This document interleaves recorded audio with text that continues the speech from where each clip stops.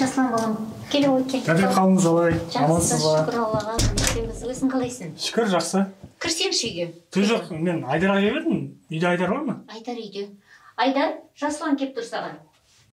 Ассалаумағалейкум, Айдар досым. Уағалейкумассалам. Балалармен жиналып отыр едік. Келдік, футбол ойнап кетейік. Бауырым, жолмаш маған. Сен қашан қайтаң? Тебетін топтарын өздерің тебе беріңдер. Мен өзім шаруаларым бар. Жақсы, сау болыңыздар.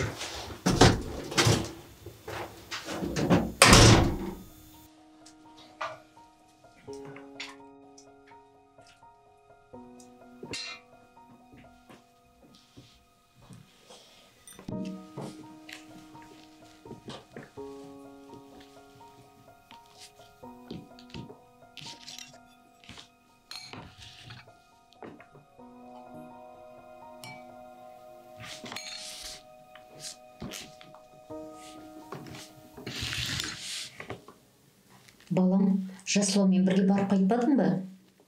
Жаслан, оған араласпаймын мен. Неге? Ол сенің бала кезден бірге өскен досың емес пе? Жаслан адасқан ол.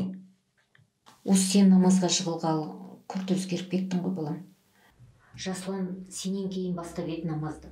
Анасы керісінше оны адам еткен намаз деп Аллаға алғыс айтып жүр. Айтпақшы, кеше мен сен барып жүрген мешіттің имамымен жолықтым. Имаммен? Неге барасыз оларға? Әр нәрсені бір айтып басыңызды ауыртқан шығар? Жоқ, керісінше сені мақтап, тек қосылған адамдар дұрыс емес, әлі-ақ жөнге келер деп. Сіз де жоқ жерден.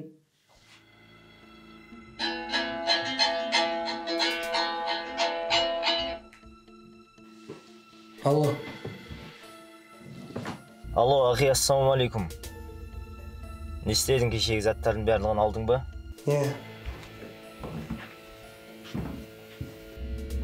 Ағи, сен еш қорықпа. Адам тек Алладан қорқу керек. Жақсы. Субханалла. Жәнна ғой, жәнна.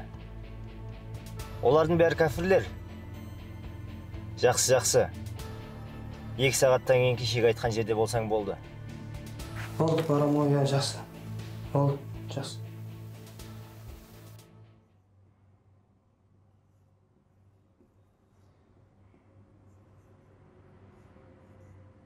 Қазіргі күнімізде көпшілік мамандардың, теолог мамандар мен психолог мамандардың көп жағдайда санаға ғана көңіл бөліп, сезімді тысқары қалдырып қоюда. Негізі мақсатты алатын болсақ, сана өзгеретін болса, ол сананы түзеп алу оңай.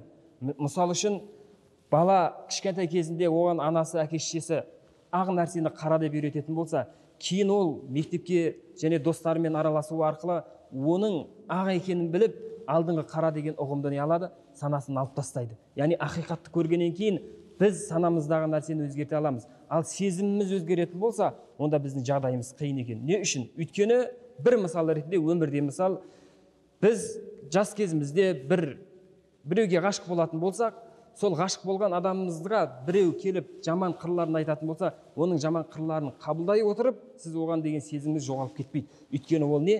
Сезіміңізбен байланысты. Сол сезімді өзгерту арқылы, сол өзгерген сезіммен бауырларымызды қолданып, бізге қарсы қойып, арамыздағы бір-бірімізге деген сүйіспеншілікті алып, бір-бірімізге дұшпаншылық сезімін оятуда.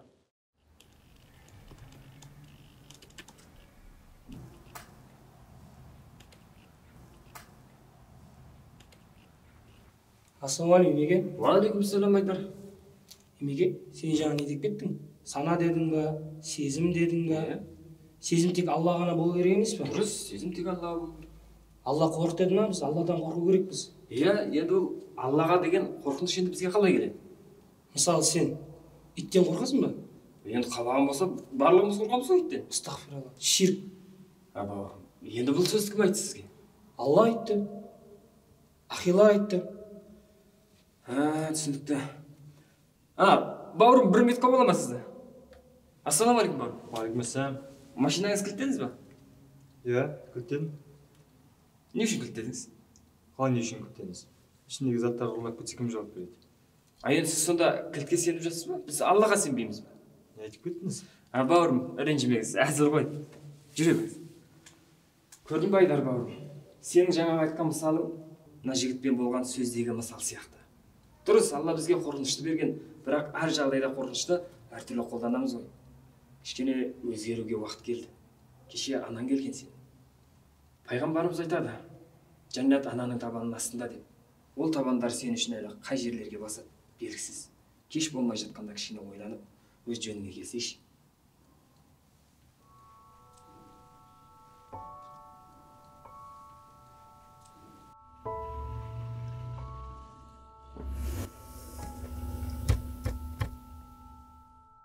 Алла, анашым, кешіріңізші мен. Мен үлкен қателік жасап қойдым. Бұл біздің соңғы сөйлесуіміз деп ойлаймын. Бәлкім бұдан кейін жолыға алмаспыз. Мен сізді қатты жақсы көремін. Сау болыңыз.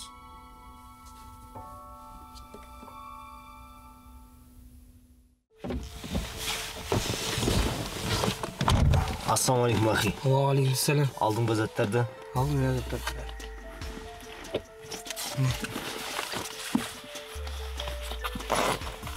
Түгел ма? Бәрі түгел бәрі. Кеттік.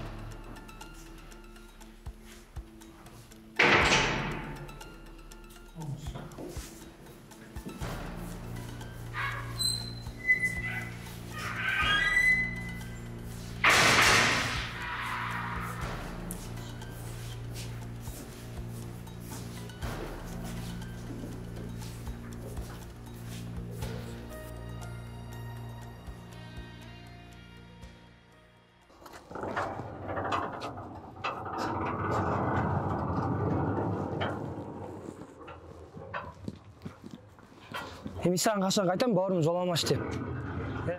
Ассалаумағалейкум. Ассалаумағалейкум.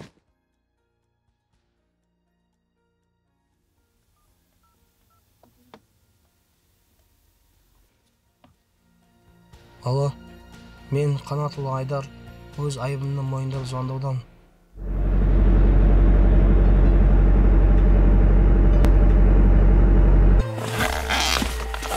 Кеттік. Полиция!